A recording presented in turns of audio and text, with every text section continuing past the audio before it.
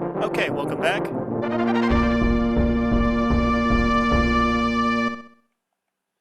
We are doing Donkey Kong Country on the SNES Mini. And I'm not going to be beating it, I'm going to play through the first few maps.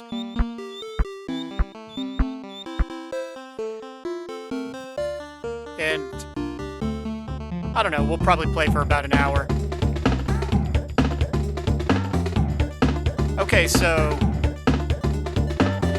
I gotta make sure that I structure this a little bit better, but a couple of channel update announcements, then a little commentary about the game, and then since we are slowly becoming a reaction channel, the Cinemassacre commentary. I'll do that, reacting to the Cinemassacre podcast.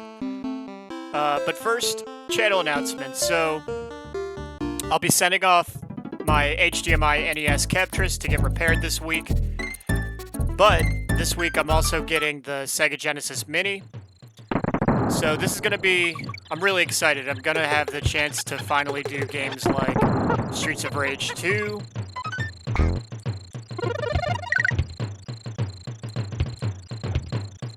Kid Chameleon, that's what I'm really looking forward to doing. Sonic the Hedgehog, Shinobi 3, Columns, very much looking forward to doing Columns. So, good things are coming, it's going to be fun.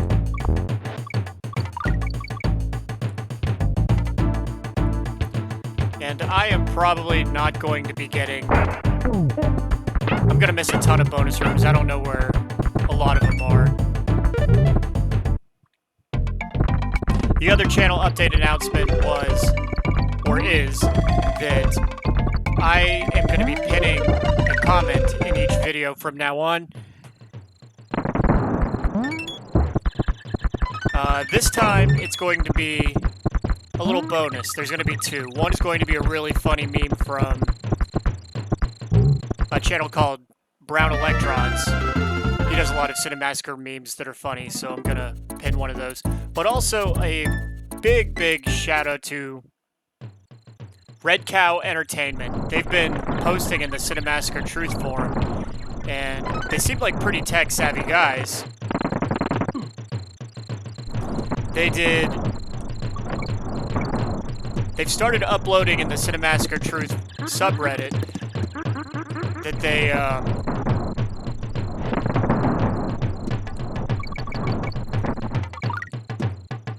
I think they do it as a hobby. They are not professional YouTubers, but they do have some very professional-looking setup stuff. They certainly seem to know what they're talking about when they talk about, tech setups, editing, things like that. They did a hilarious 1 hour long podcast where they were deconstructing James's AVGN behind the scenes video, which has already become something of a funny meme.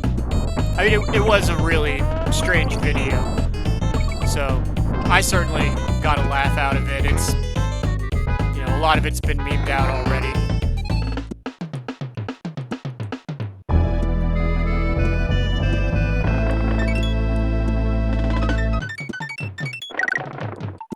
I highly recommend it. It's an hour long, but they are very entertaining and fun to listen to. I'm going to pin a link along with the Brown Electrons meme. Okay, so with channel announcements out of the way, let's talk a little bit about Donkey Kong Country 1. First off, I am a little bit disappointed that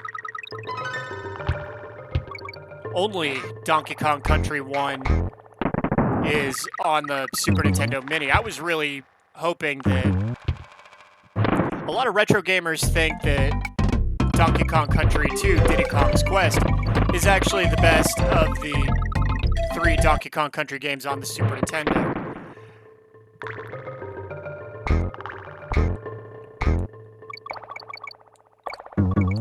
So, kind of a disappointing decision that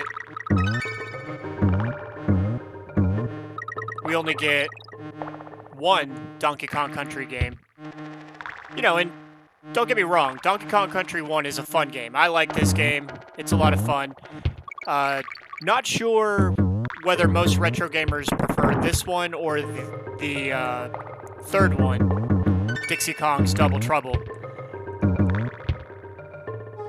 I would have liked to have played Donkey Kong Country 2 on the channel at some point. Unfortunately, I don't have a Super Nintendo Mini, unfortunately, this is the only, I don't have a HDMI modded SNES, so I'm not going to be able to play any of the other Donkey Kong Country games.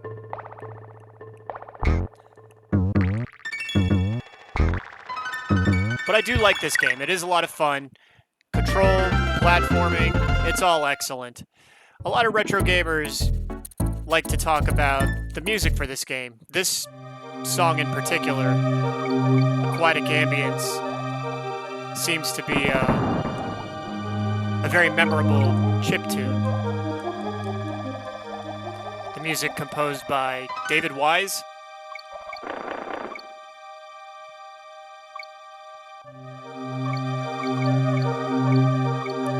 Personally, I'm actually much more partial. It is a really good soundtrack, but the Earthbound soundtrack, in my opinion, is the best of the 16-bit soundtracks. And I did have, because Earthbound is on the Super Nintendo Mini, I did have some Earthbound footage. Unfortunately, earlier this year, a couple months ago, Sony Music Entertainment Japan went on a copyright claim spree on YouTube, and they went and copyright claimed just tons of videos that had any music from the Earthbound game. That was disappointing.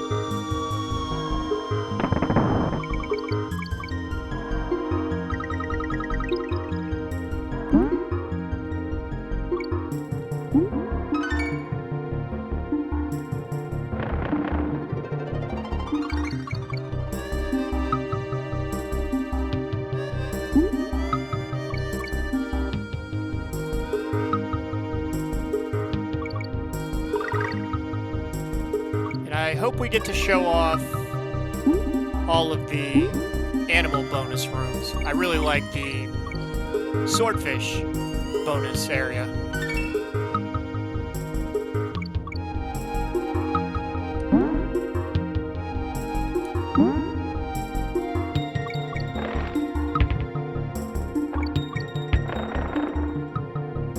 My only criticism of this game is I really don't like the barrel puzzles. The levels where there's really complicated timing, shooting from the barrels, that's when I'm not having fun. That's frustrating. It feels...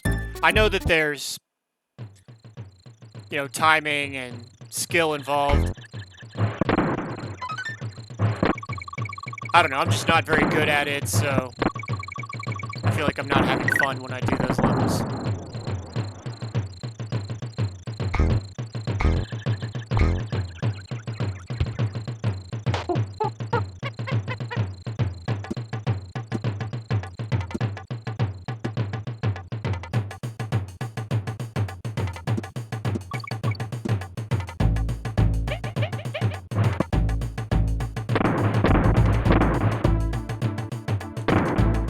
Oops.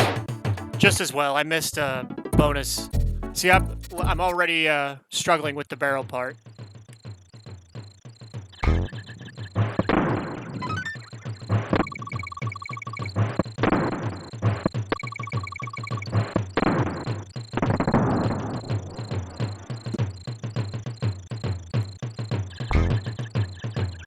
There we go, that's what I meant to do.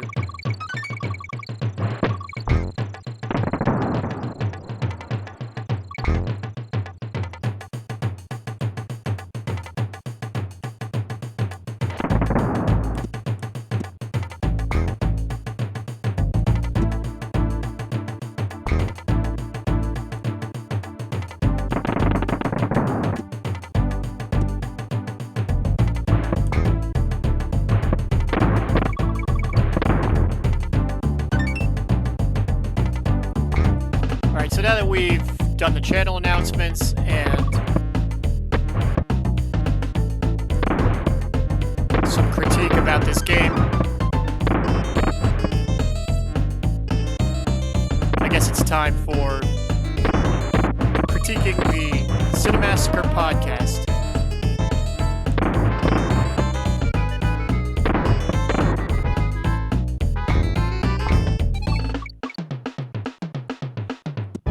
Well,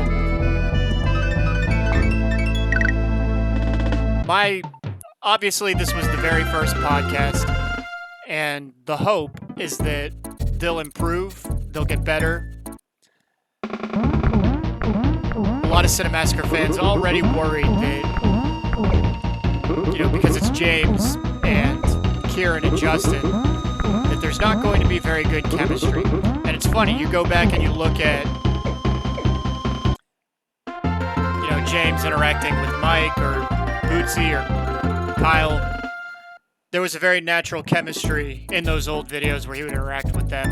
With Justin and Kieran, that doesn't seem to be the case. There's just no chemistry. He seems detached and disinterested. He seems less comfortable. So it was the first podcast. Maybe it'll get better.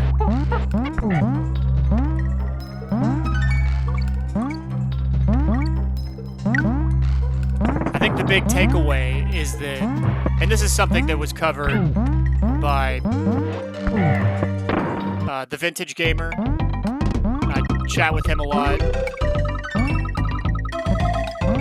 He mentioned that James seems to really light up whenever Rex Viper, or really rock and roll in general, comes up. James is very obviously only interested in talking about hard rock, or even doing hard rock on the channel these days. That seems to be where his passion and focus is. Unfortunately, that is not what his channel was built on, and he has tried over the years to try to shoehorn it in there with the Playlist Junkie series, which didn't last long.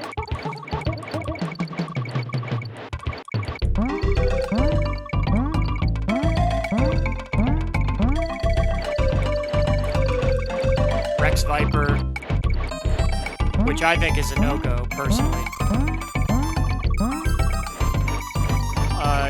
One point I want to make is that it's worth noting that they recorded that podcast probably back in mid-July. The Hearts on Fire video hadn't been uploaded at that point.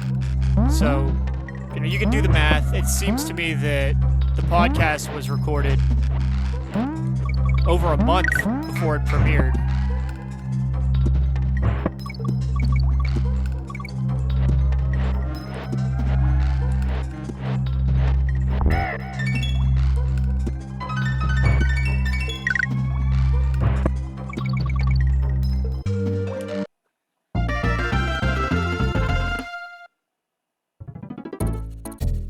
Okay, Minecart Carnage. I hope I don't lose too many lives on this level. This one tripped me up last time I tried to record, so we're going to try and have a smoother run this time.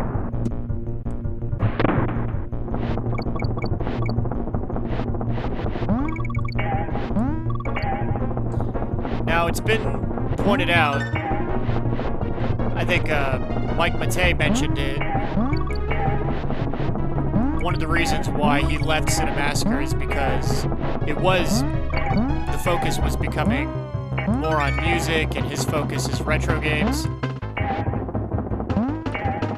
And this was very apparent on the Cinemassacre podcast. So much of the podcast, it appeared that Justin was playing the moderator, trying to guide the flow of conversation. But so much of the podcast, how'd I miss that letter? So much of the podcast was dedicated to James talking about music. This is a bad idea. The Cinemassacre fans are horror film fans, and retro game fans.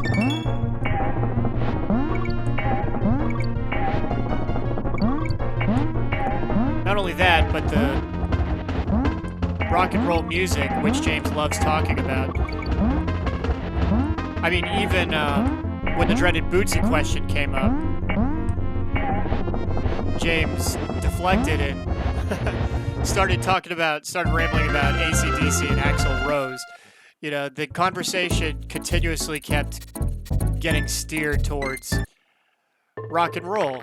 And this is, I mean, rock and roll is, if you're going to talk about it, you need expertise. Take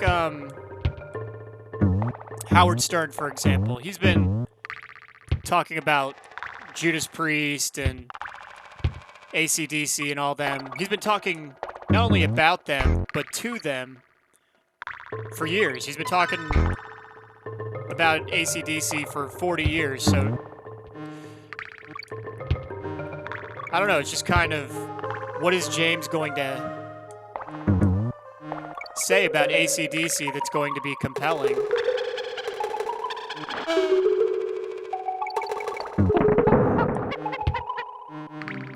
Like, it's one thing to talk, it's one thing for Howard Stern to be talking to Rob Halford and asking him questions about, you know, what it's like being on tour, things of that nature. You know, how did certain albums or songs come into being? But then you have James talking about how much he likes Rob Halford, and I'm sorry, that just doesn't make for good conversation, or, excuse me, entertaining. There's no entertainment value there.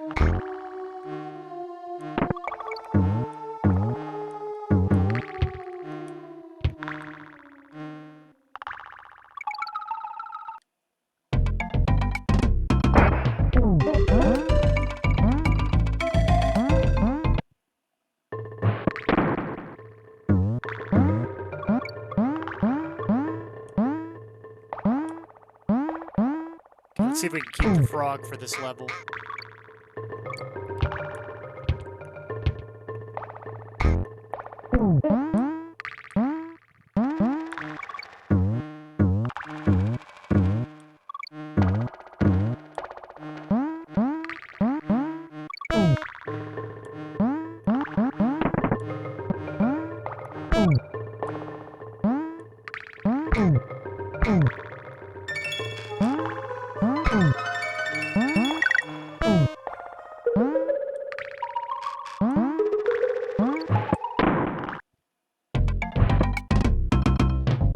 Maybe the podcast will get better. Like I said, that was the first go of it. I'll tell you what I didn't hear during the podcast was I didn't hear talk about AVGN. I didn't hear much talk about classic horror retro games. And again, I hate to bring it up for the millionth time, but that is your core audience. I'm going to also take a minute to point out something that's kind of become impossible to ignore if you're a Cinemassacre fan, and that is the criticism is growing at an alarming rate. You've got YouTuber Radical Rick. You know, he's starting to weigh in a bit more on, you know, just the puzzling situations that are happening at Cinemassacre. You've got, you know, the meme channels, which are fun, like Brown Electrons, Waffle Metal, Josie, Film Trek.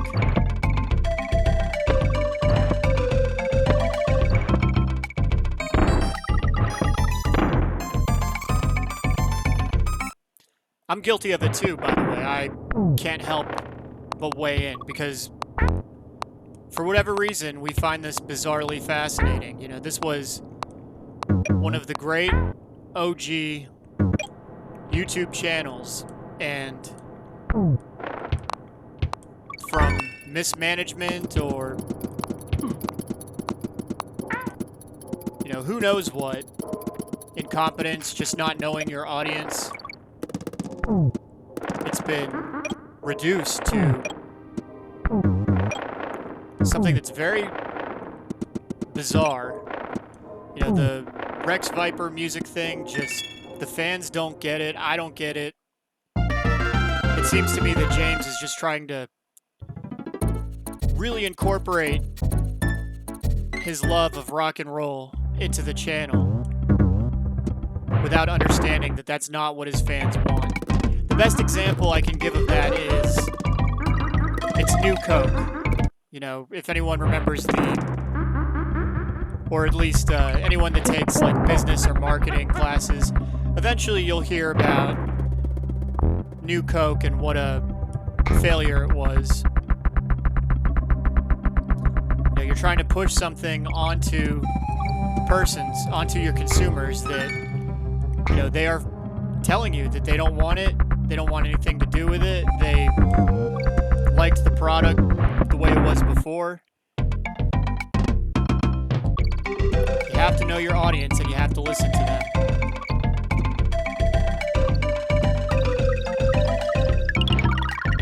Oh good, we're gonna get to do the underwater bonus level.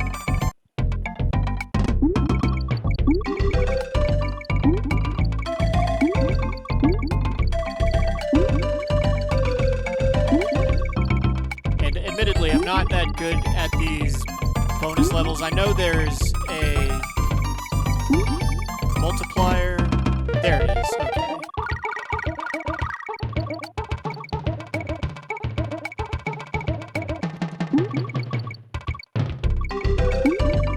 I also know there's a couple of secret areas where the tokens are clustered together. Here's one.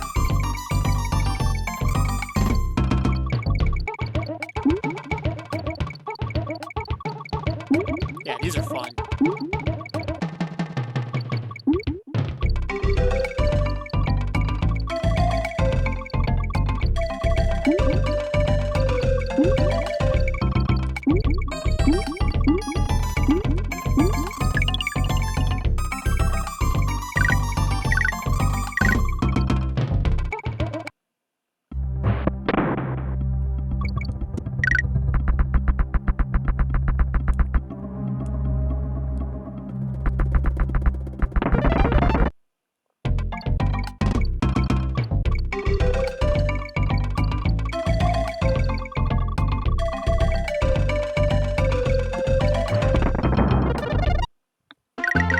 Racking up the lives.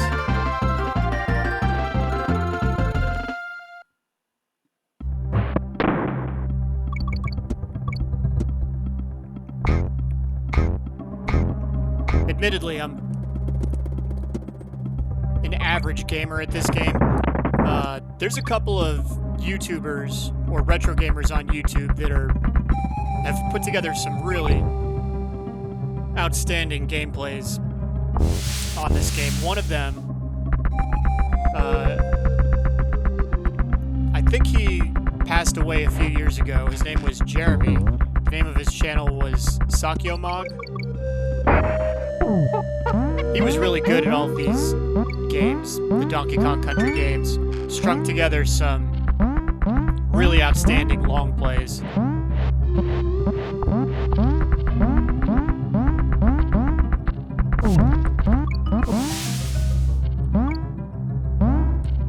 Okay, let's see if we can keep the frog till the end.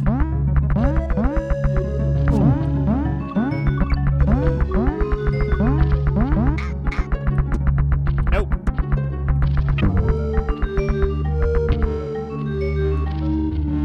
Oops.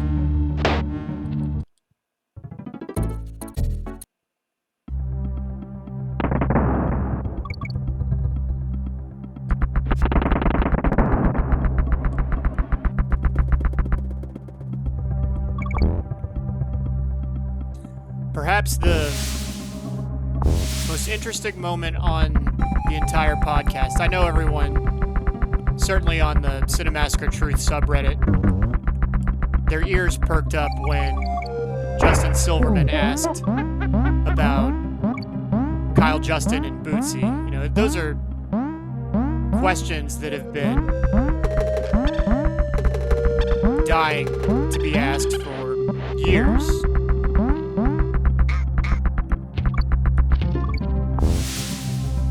Both of those guys, such a big part of the channel's early success.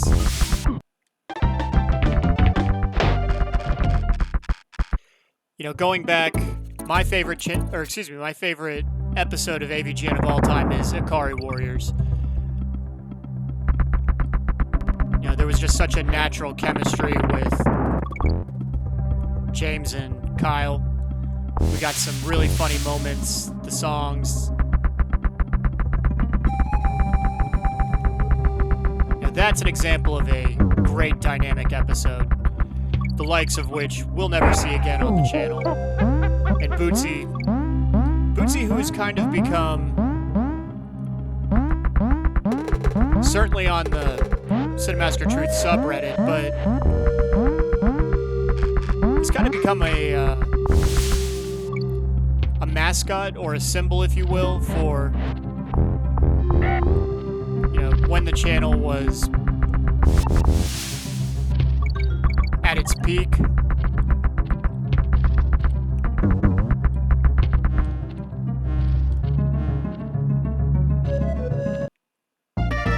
His departure seems to coincide with the downfall of the channel. Now with Kyle, we never got a straight answer as to what happened, why he left. I guess first I'll bring up James's responses. For one, I think it's obvious that James was told in advance that the questions were going to be asked. There's no way that those questions were asked spontaneously. Nevertheless, I don't think he did a good job answering them. What he should have said is, Kyle and Bootsy were a lot of fun to work with. They were a big part of the channel early on. The channel has gone in a different direction. They're no longer with them. Or, excuse me, they're no longer with the channel anymore.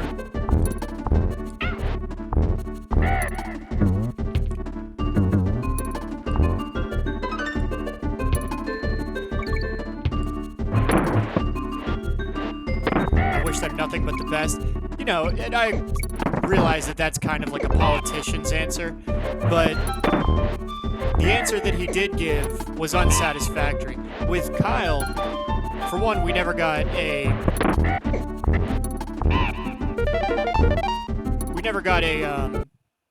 satisfactory answer. People have, on the subreddit, the Redditors have kind of speculated what has happened. But there does seem to be some bad blood. You know,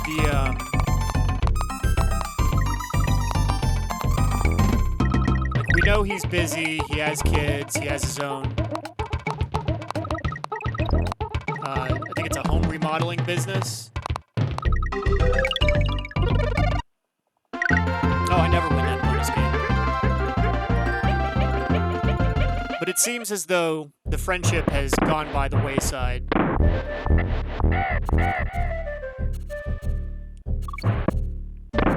Even the way James kind of mentioned that he wasn't able to get a hold of him, it did sort of sound as though Justin wants absolutely nothing to do. You know, maybe a friendship was lost over that. And I realize that we're probably reading too much into it, but this is kind of what happens when you get an unsatisfactory answer. You know, we kind of can't be blamed for trying to overanalyze. With Bootsy, however, we do know that there was bad blood. First off, James's answer was hilarious. You know, Bootsy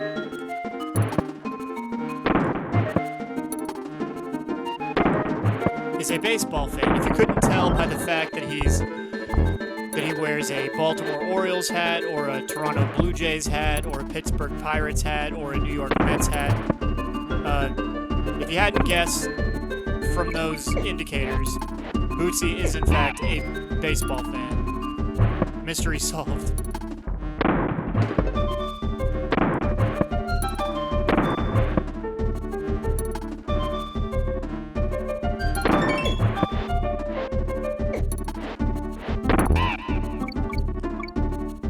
It was funny, when James was asked about Bootsy, like I said, he deflected and started rambling about AC/DC and Axl Rose.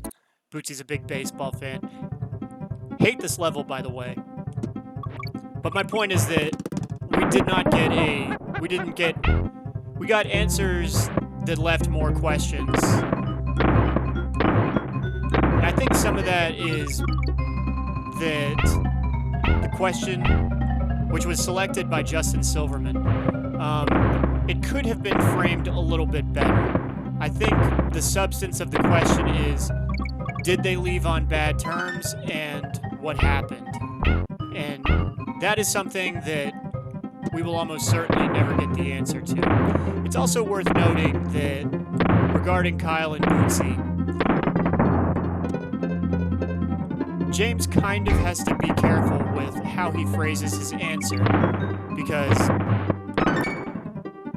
what he is almost certainly trying to avoid is, if he were to go, this is the first, by the way, this is where I start to really suck at the game.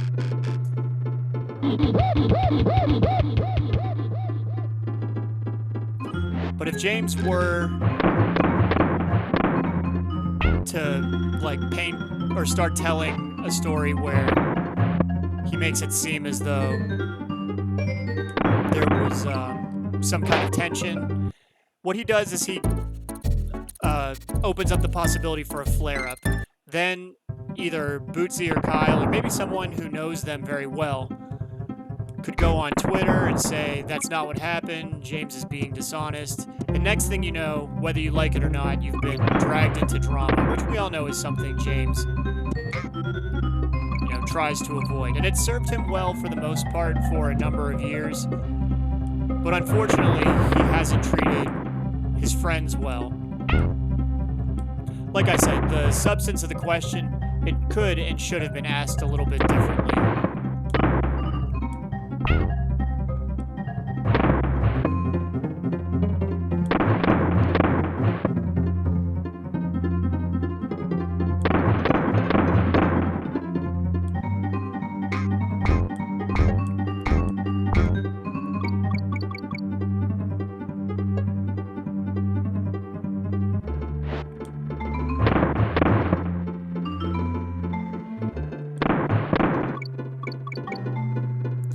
Ironically, someone either tweeted or DM'd Bootsy shortly after that segment and asked him if he would ever consider working with Cinemassacre again, to which he replied, hell no. So, I don't think you're going to see Bootsy on Cinemassacre, and that's probably for the best.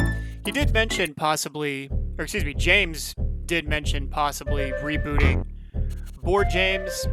I think that's a no-go. Or, not rebooting it, but doing a prequel of sorts. Don't even bother. If you can't get Bootsy to do it, the fans are just going to tear it apart. As much as James doesn't want to face up to it, one of the reasons why Board James was as successful as it was is because the fans liked Bootsy. And Mike. They like Mike a lot, too.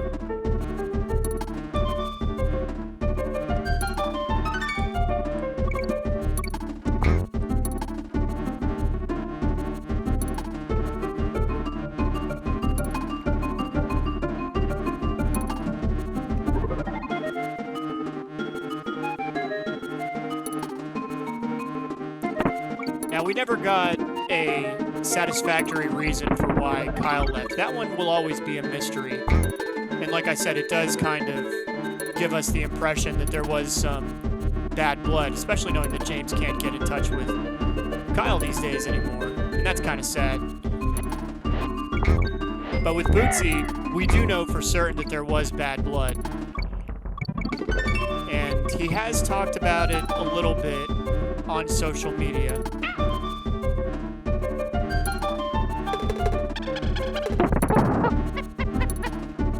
It has to do with a dispute over money.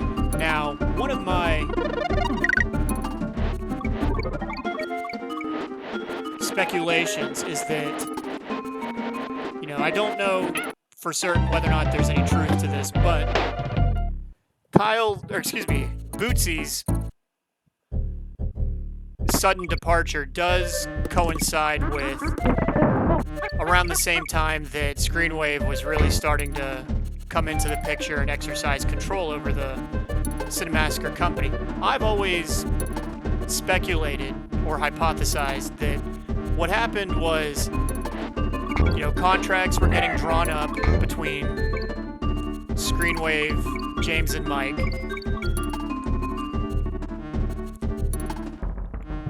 And what happened was they wanted to keep Bootsy, but they couldn't afford to keep both Bootsy and Mike. So what they would have needed to have done is for Mike to take a pay cut if they wanted to keep Bootsy, and Mike decided that wasn't going to happen. So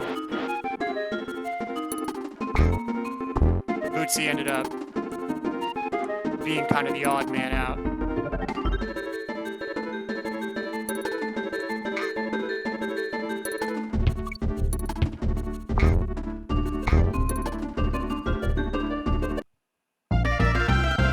I don't know if there's any truth to that. That's just always been my impression of the situation.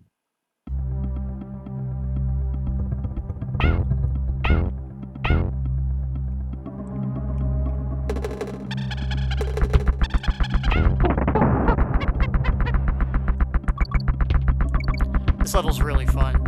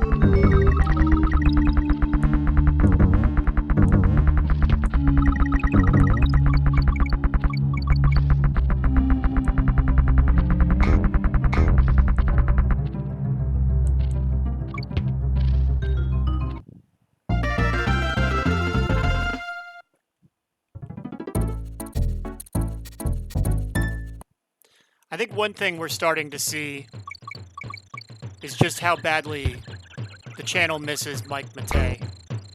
It has been a long, slow, steady decline.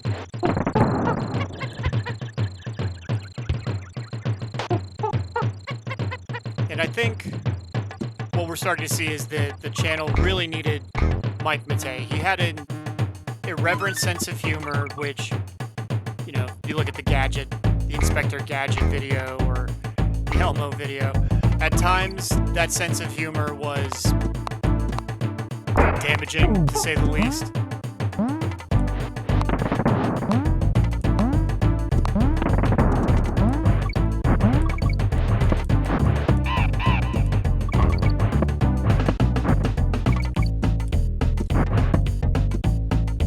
Tell you what, the one thing Mike was able to do was he was able to provide the channel with the retro game content that the fans crave. He was able to do it. He was able to do it well. But moreover, he was able to get James to work, and that seems to be something that ScreenWave struggles to get done. James just does not seem to want to work. I've often remarked that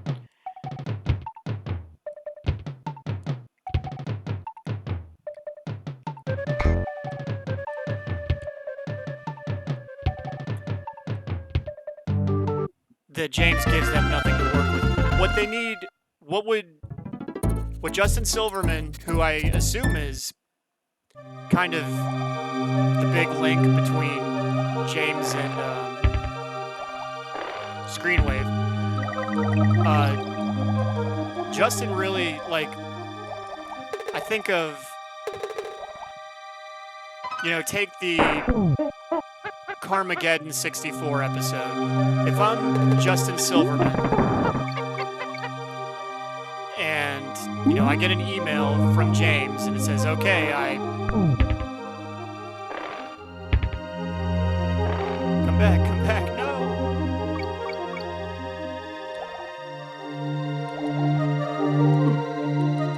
I get an email from Justin Silverman. It says, okay, I'm done with shooting the raw footage for the Carmageddon 64 episode. Take a look at it. Let me know, go ahead and start editing it together and then upload it. And I take a look at the footage and it's that same static James, single camera angle, sounding extremely bored.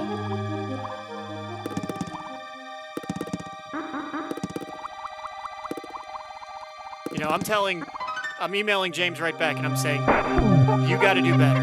You sound bored. The fans aren't going to like this. Not only does the episode look boring, but it sounds boring. Maybe Mike Matei was capable of, telling James, no, you're going to have to redo this. It's not good enough. And he would actually listen. But I don't get the impression that anyone at ScreenWave is doing that with James.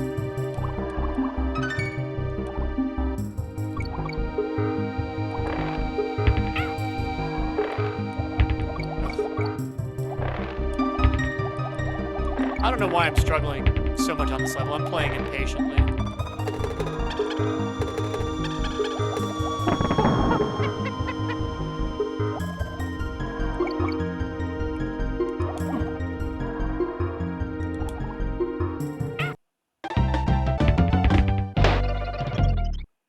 Alright, we're going to make sure we keep the swordfish this time.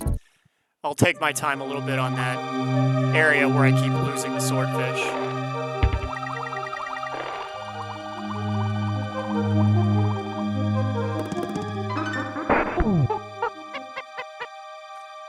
And I guess I'll just throw, we're probably only going to go for a couple more minutes, so let's go ahead and talk about the other elephant in the room, which is Rex Viper. Like I said, James seems absolutely determined to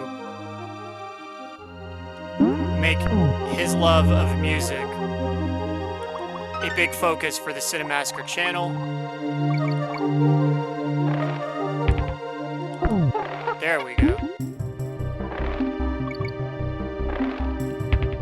Which, flat out, the fans don't want that. The fans are telling you what they want. They want you to fix flagship AVGN. They don't want Rex Viper. It does extremely low views. One of the biggest shockers, if there was any, of the Cinemassacre podcast was that James spent over 100 hours on the Hearts on Fire video. Considering how low effort AVGN has become, the flagship, that's the show that people come to the channel for.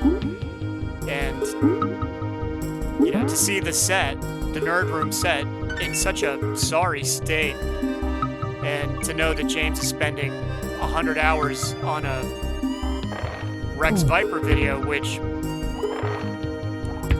isn't going to get much traction. I hate to say it, but the Rex Viper stuff, it just doesn't get the views. It's not going to pay the bills. As a side passion project, it's fine, but it cannot be done at the expense of the AVGN flagship. And And one point I wanted to reiterate is that, so we know that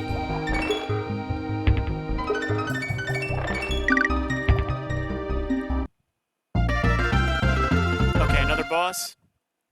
This is the Bumblebee Rumble. So we know that the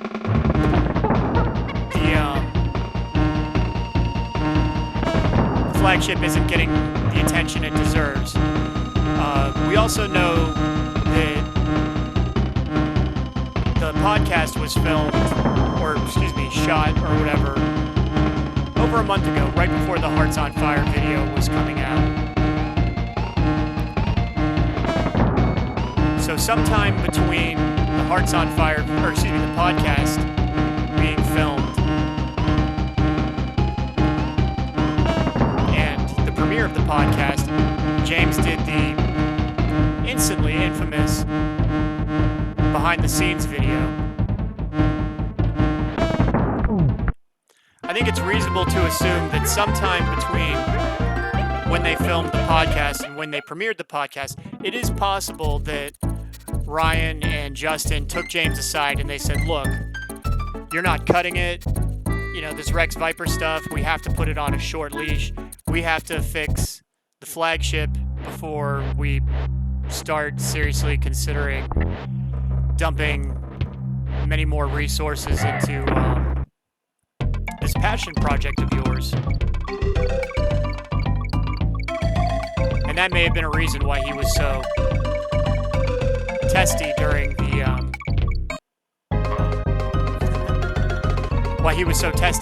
his behind the scenes video.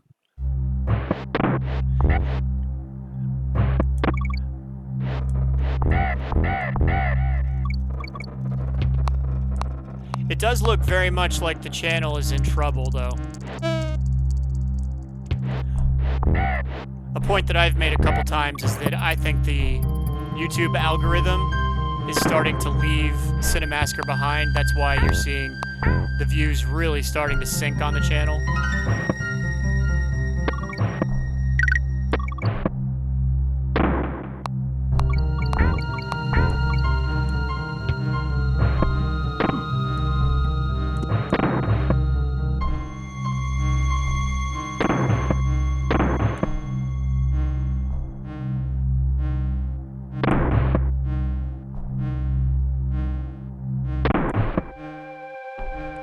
This is Snow Barrel Blast, another level I just hate.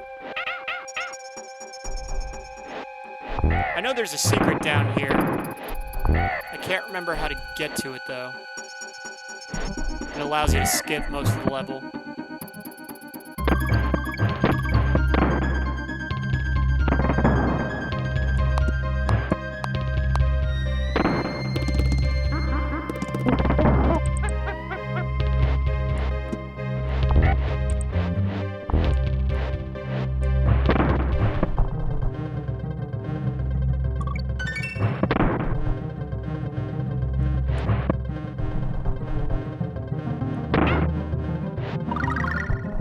Okay, we're gonna get to do the Rhino bonus. I think the only one we haven't gotten to do yet is the Frog bonus.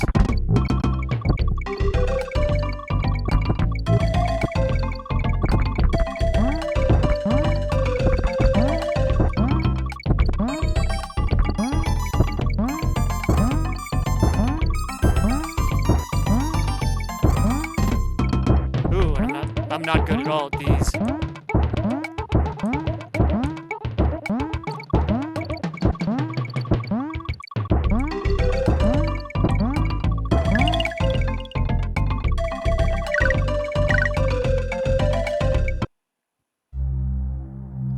Predictably, the Rhino is quite a bit on the sluggish side.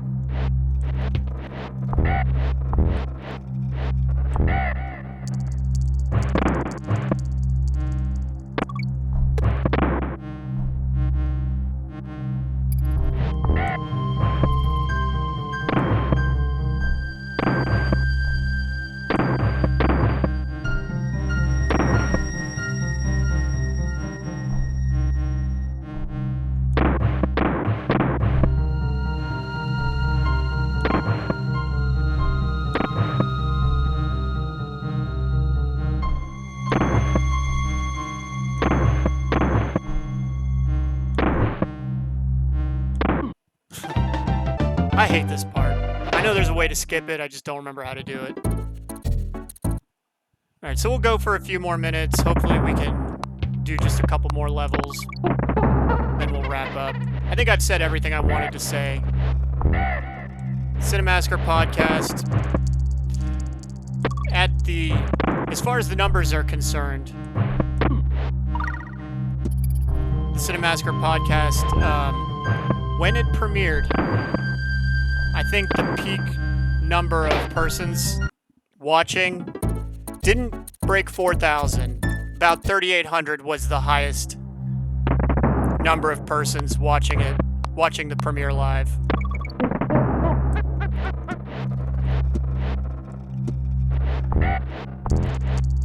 So not great, and if I'm being honest, I wouldn't expect that number to be bigger. I think a lot of persons probably watch it as a curiosity or to mine it for meme gold. The novelty will wear off, especially if we have to listen to James yammering on about AC/DC anymore. Like, it's just not compelling content. And that's kind of a big concern, is James really all that interesting outside of the nerd? And the answer appears to be not especially, no. We know he's a family guy. Nothing wrong with that. That doesn't make for great content either, of course. He's a big music fan.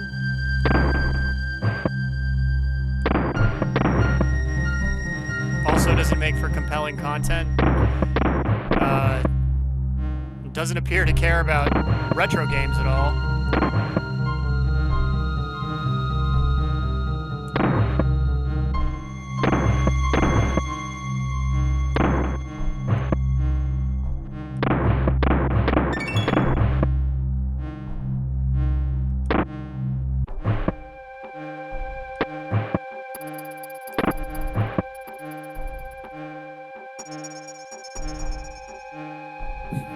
How am I supposed to get through this?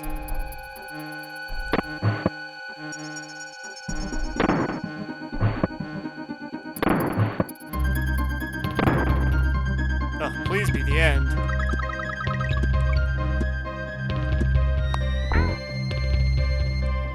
Oh, thank goodness. I hate this level.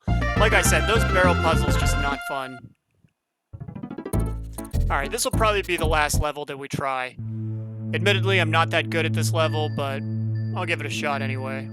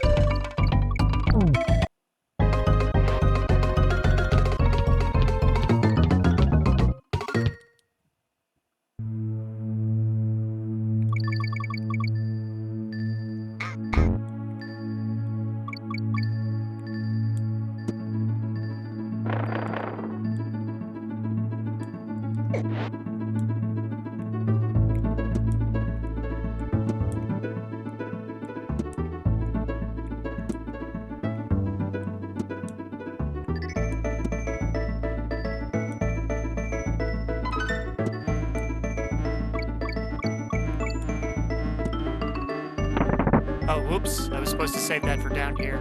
Oh well.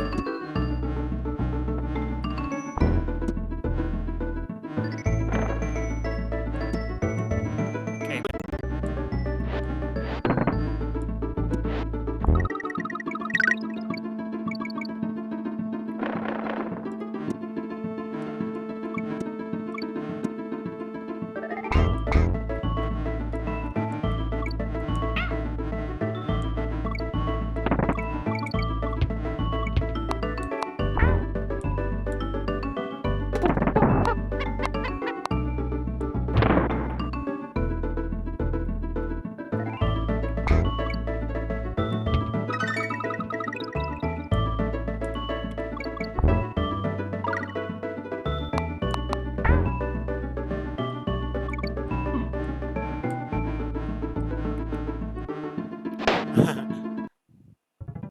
I'm not good at that part. This is a fun level. I'm just not good at it.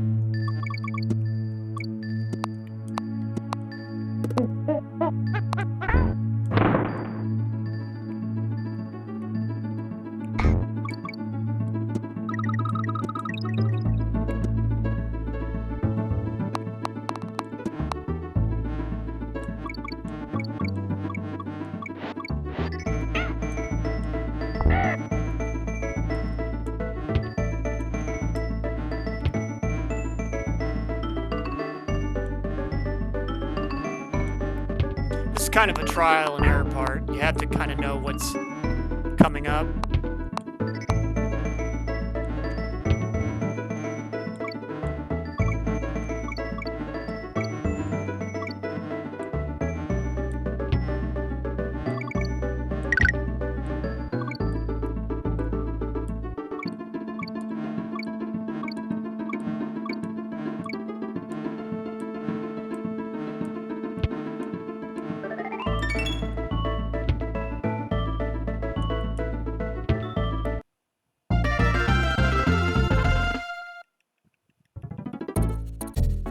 Ice Age Alley. We'll give it one shot.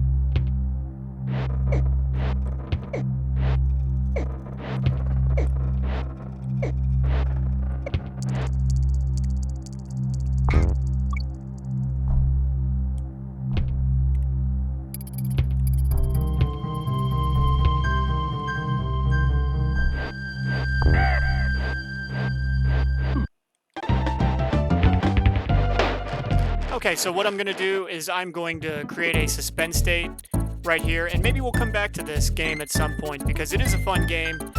I'm out of practice. I had a lot of fun with the first few maps. Just a quick reminder, don't forget to check out the pinned comment, check out that really funny meme from Brown Electron, and if you're someone that's become really curious about what's going on at Cinemassacre, absolutely check out the Red Cow Entertainment podcast that I also have pinned. Those guys are really funny, and they clearly know what they're talking about. I highly recommend it.